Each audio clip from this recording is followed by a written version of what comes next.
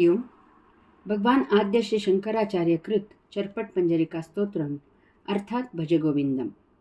योगदास श्री जयगणेश जोशी यांचे प्रवचन. जीवन तत्व. वयसि गते कः कामविकारः, शुष्के नीरे कः कासारः, नष्टे द्रव्ये कः परिवारो, ज्ञाते तत्वे कः संसारः. वय निघून गेल्यावर कसला कामविकार, पाणी नसेल तर कसला तलाव, द्रव्य नसेल तर कसला परिवार, तत्वज्ञान उमजल्यावर कसला संसार. या स्तोत्रात भगवान आद्य श्री शंकराचार्य जीवनाचे तत्व समजावून देत आहेत. त्यांचा असा उपदेश आहे की एकदा का जीवनाचे तत्व आकलन झाले की जीवनाचा सत्य अर्थ उमजतो आणि आपले वर्तन सहजावस्थेत ब्रह्माचरणाने होऊ लागते. हे समजावून देण्यासाठी त्यांनी येथे खूप छान चपखल अशी 3 उदाहरणे दिली आहेत आणि शेवटी जीवन तत्व सांगितले आहे. 1. वय निघून गेल्यावर कसला कामविकार. भगवान आद्य श्री शंकराचार्यांचा गृहस्थी, प्रपंच, कुटुंब व्यवस्था, सृष्टीचे सृजन याला मुळीच विरोध नाही.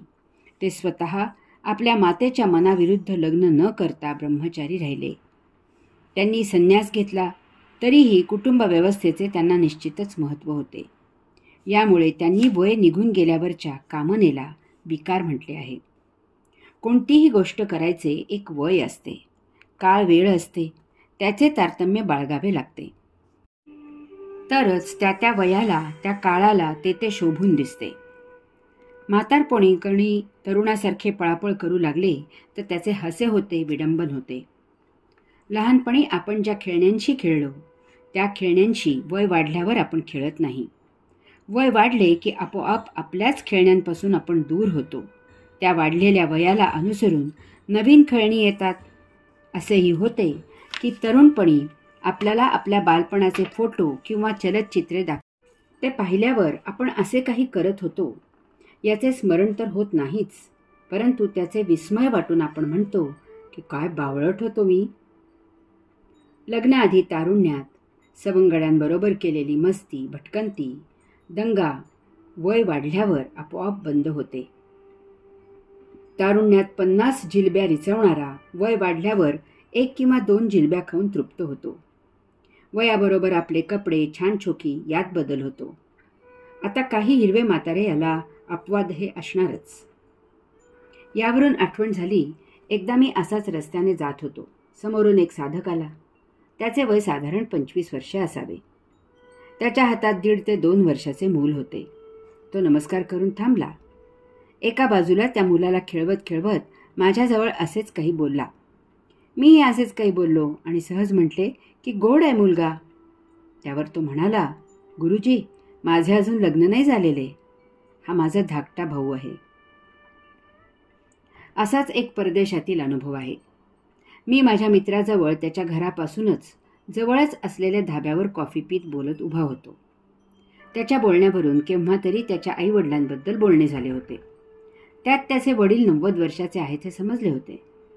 कॉफी पिता पिता तो मला म्हणाला की समोरून हे असे असे कपडे घालून, एका हातात काठी टेकत टेकत आणि दुसऱ्या हातात 5 वर्षाचे मूल धरून जे येत आहेत ना, ते माझे वडील आहेत. आणि त्यांच्या हातात जे मूल आहे ना, तो माझ्या सध्या तरी खालून 2 नंबरचा सावत्र भाऊ आहे. आपण वर्तमानपत्रात बातम्या वाचतो. 75 वर्षांच्या वृद्धाने कामवाल्या बाईवर बळजबरी केली. लज्जा वाटेल अशा अवस्थेत तिचे फोटो काढून तिचा अनेक वर्षे गैरफायदा घेतला. 80 वर्षाच्या वृद्धाने 10 वर्षाच्या मुलीवर बळजबरी केली आणि बोभाटा होणार असे दिसताच तिचा खून केला. अनेक नातवंडे आजोबांबद्दल जे बोलतात तेही ऐकवत नाही. घरात कोणी नसताना आजोबाजे चॅनल लावतात, ते टीव्ही बंद करताना त्यांनी निदान बदलून तरी ठेवावे. म्हणजे घरात कोणी नसताना ते काय करत होते ते इतरांना समजणार नाही. कट्ट्यावरील वृद्धांची वखवकलेली नजर तरुणींना, सुना, नातींना त्यांच्याबद्दल तिरस्कार निर्माण करते. सांगायचा मुद्दा असा की तारुण्यातच गृहस्थी शोभून दिसते. जसजसे वय वाढू लागते तसतसे आपले विषय बदलत गेले पाहिजेत. वयाप्रमाणे आवडीनिवडी बदलल्या पाहिजेत. वयाला शोभेल अशीच राहणी असायला पाहिजे. स्त्रिया 45व्या वर्षी श्री होतात. यावरून पुरुषांना काही शिकले पाहिजे. तारुण्याबरोबर कामना शमन होत गेली पाहिजे.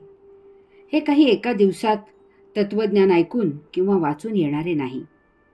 कारण हा देहादी इंद्रियांच्या भोगापवर्गतेचा प्रश्न आहे. यास्तव वय वाढत गेले की अध्यात्म, सत्संग, प्रवचने याचा व्यासंग करावा. भगवंत श्रींची सेवा हाच एकमेव उपाय आहे. एकदा का देहातील त्या चित्त चोराने तुमचे चित्त चोरले की तुमची देहापासून सुटका होते. मग कसली कामना आणि कसली वासना. तुम्हाला सर्वत्र माऊलींचे दर्शन होते. संसाराचा मिथ्या आभास नष्ट होतो आणि सर्वत्र आत्मतत्व व्यापलेले आहे. म्हणजे नक्की काय व्यापले आहे याचे दर्शन होते. साक्षात्कार होतो. आत्मानुभूती मिळते. 2. पाणी नसेल तर कसला तलाव. भगवान आद्य श्री शंकराचार्य म्हणतात की ज्या तलावात पाणी नाही तो तलाव बघवत नाही. तलाव पाण्याने भरलेल्या अवस्थेतच शोभून दिसतो. तलावात पाणी नसेल तर त्याला तलाव कसे म्हणायचे. तलावातील पाणी हे त्या तलावपणाचे द्योतक आहे. पाणी हीच तलावाची सत्य ओळख आहे. जलचर प्राणी, पक्षी, पशु, माणसे ही तलावाच्या आकर्षणाने त्याच्याकडे येत जात नव्हती. ती येत होती त्याच्यातील पाण्याच्या ओढीने. पाणी होते म्हणून तलावात जान होती. ती त्याची शान होती. सजीवांकडून मिळत असलेला तो त्याचा मान होता. त्याला तलाव म्हणतात. याचा अर्थ असाही आहे की केव्हा तरी त्यात पाणी होते आणि म्हणून त्याला तलाव असे नाव पडले. परंतु आता त्यातील पाणी आटून गेले आणि तलाव शुष्क झाला. तो कोरडा झाला. त्याचा तळ उघडा झाला.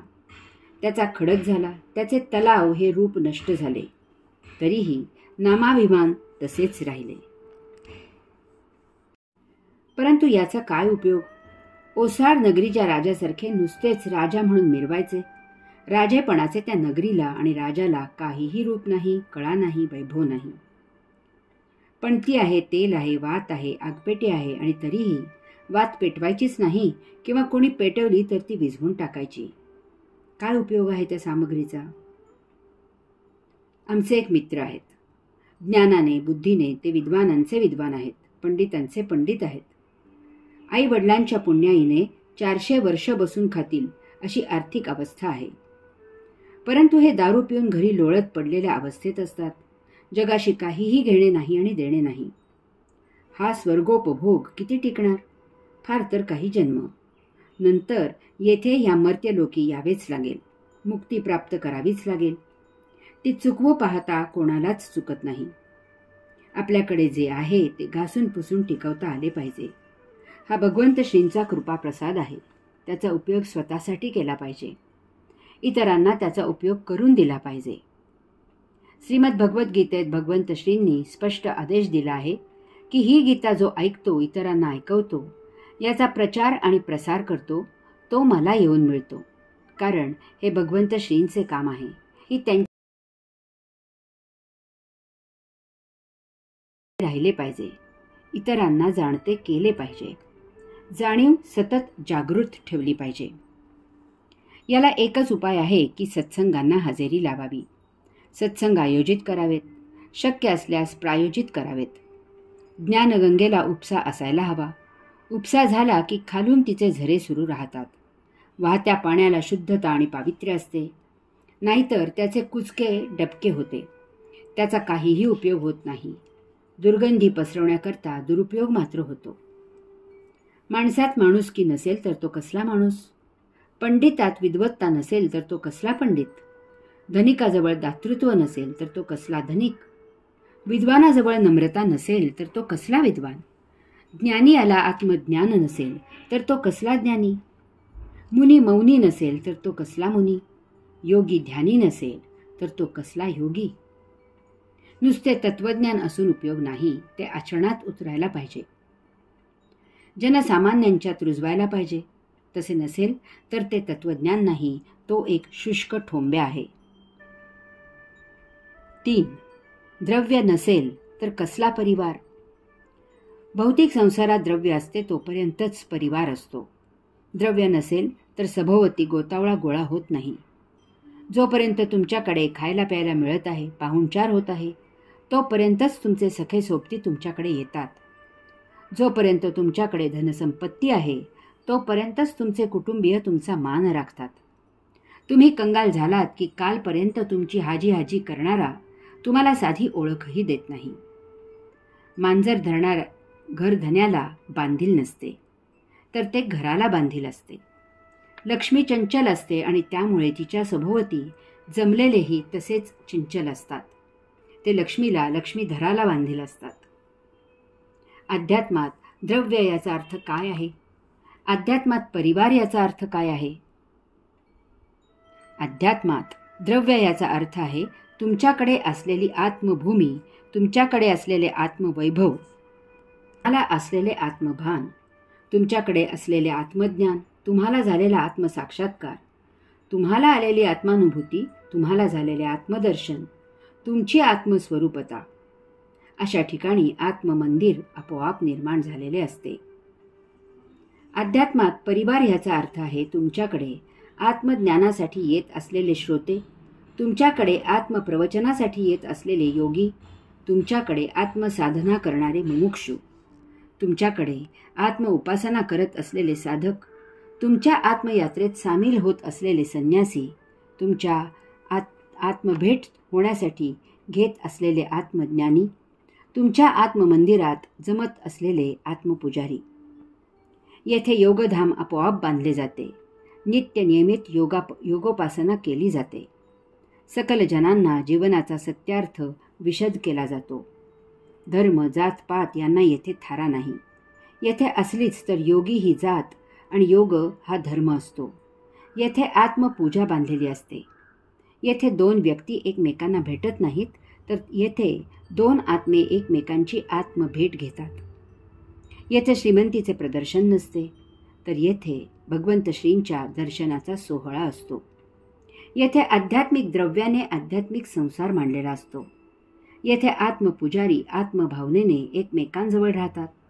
येथे एकमेकांना गोत्यात आणणारा गोतावळा नसतो, तर येथे भक्तगण असतात. येथे वैभवाची पूजा केली जात नाही, तर विभूतींची पूजा केली जाते. वैभव मिळावे म्हणून पूजा केली जात नाही, तर विभूती प्राप्त व्हाव्यात म्हणून साधना केली जाते. वैभव या जन्मापुरते असते, विभूती जन्मोजन्मी साथ देतात. जेथे असे आध्यात्मिक द्रव्य नसते, तेथे भूतावळ जमते. भौतिकात जे करतात तेच अध्यात्माच्या नावाखाली करतात. जप करतात, परंतु हातात जपमाळेसह मोबाईलही असतो. तो वाजला की माळ थांबते. इकडे मुखाने राम राम करत असताना तिकडे मनात काम काम करत असतात. भक्त निवासाच्या नावाखाली लॉजिंग बोर्डिंगचा धंदा करतात. साधू महाराजांची संगमरवरी मूर्ती स्थापन करतात आणि भिकाऱ्याच्या वाडग्यासारखी तेथे दानपेटी ठेवतात. त्याच्या हिशेबावरून आपापसात वाद घालतात आणि आपापले निराळे पंथ स्थापन करतात.